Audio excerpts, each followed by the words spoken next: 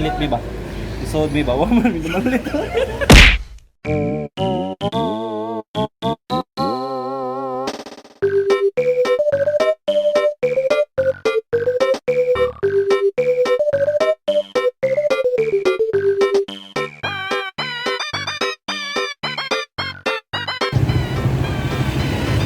Ako yung tanan. Ako rin si Natsuki. Ako si Charmaine. Ako dahil si Lingin. O ang kaning cameraman na mo si Josh. O karon Namin din sa Balian. Ako mo sa study house. basta balay. Ancestral Ministry Housing. Kanina po.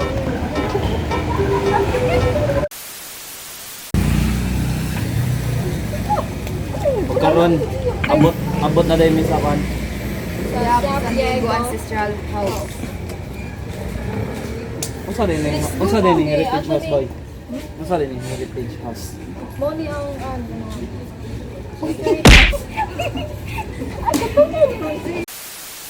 So, mangita taga ng tao na Pwede na ito ma-interview. So, So, may hapon ninyo tanan na day nag-interview mi karon about sa tourist guide. Yap. So si Kuya Ariel, yeah, kaya mga tanan lang may mga abot ang anak niya. So yeah, kung sabi ay niya pa niya, kung sabi niya iyap si Digo Heritage House. Ano siya, perfect example of typical Filipino Chinese and Spanish culture na mga Okay. So when ni siya gibuhat to? 1675.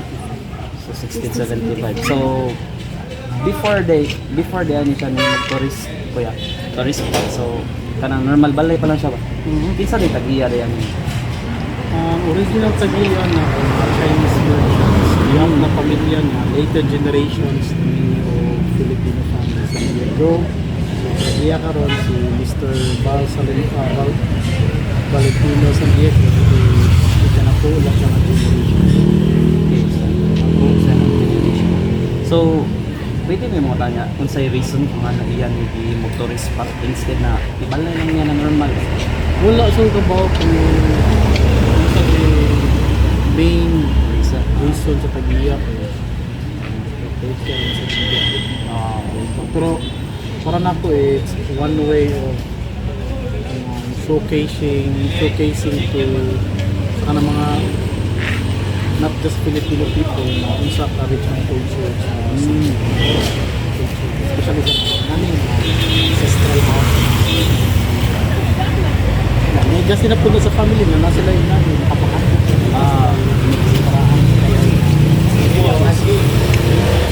So throughout sa mga experience ko about sa mga turista yun, masa may most commonly feedback sa ninyo about sa tourism? Feedback is ma-appreciate nila nga makita sila kana ganing nanata sa modern times na makita sila napling nani nga balay nga dito sa mga maze iba na thankful nga lalo pa day mga nani nga klase sa balay nga ilang kitan daghan usually mga ang feedback yun kana mag yung mga kanang hilig yung mga travel gani so pwede mo makita sa mga feedback ani kung ato mo advisor Facebook page So para nimo kuya, unsay naka-unique aning tourist spot kumpara sa mga uban?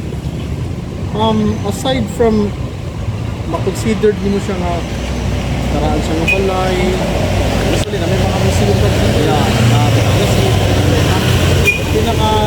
pinaka nindot siguro or advantage lang ano yung balay it's because among rules dili maka-pictures pwede maka-video sa sulod nagawas pa na residential gyapon siya until now so ariga pa mga tulog ang Tagiya either Sabado o Domingo.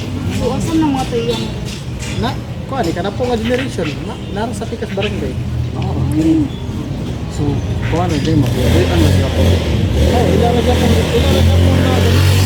ganito sila ganan like para sila mga tulog at sa mag-dinner gawin sa kay private man na nila nga gi-manager ni siya. So before ta magguman ya, basin ganahan ka mo kano persuade sa mga uban na ganahan mo ari. Yes, katong ganahan mo kung mga wala pa nakasulod o mga museum sa Cebu, encourage ka to.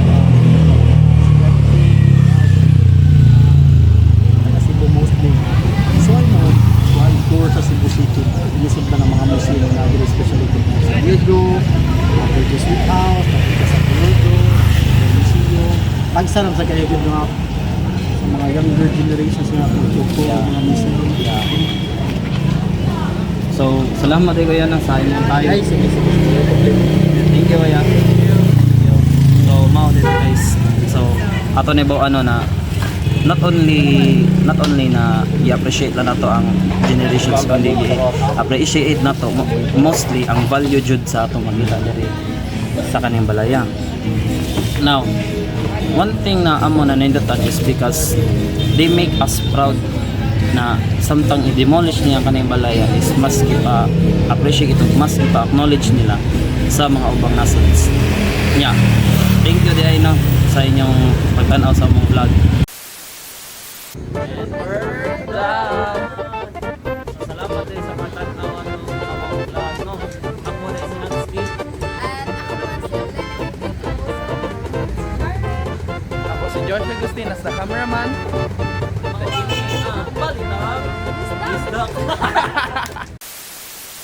Basta di mo mananaw bagong tamo lagi.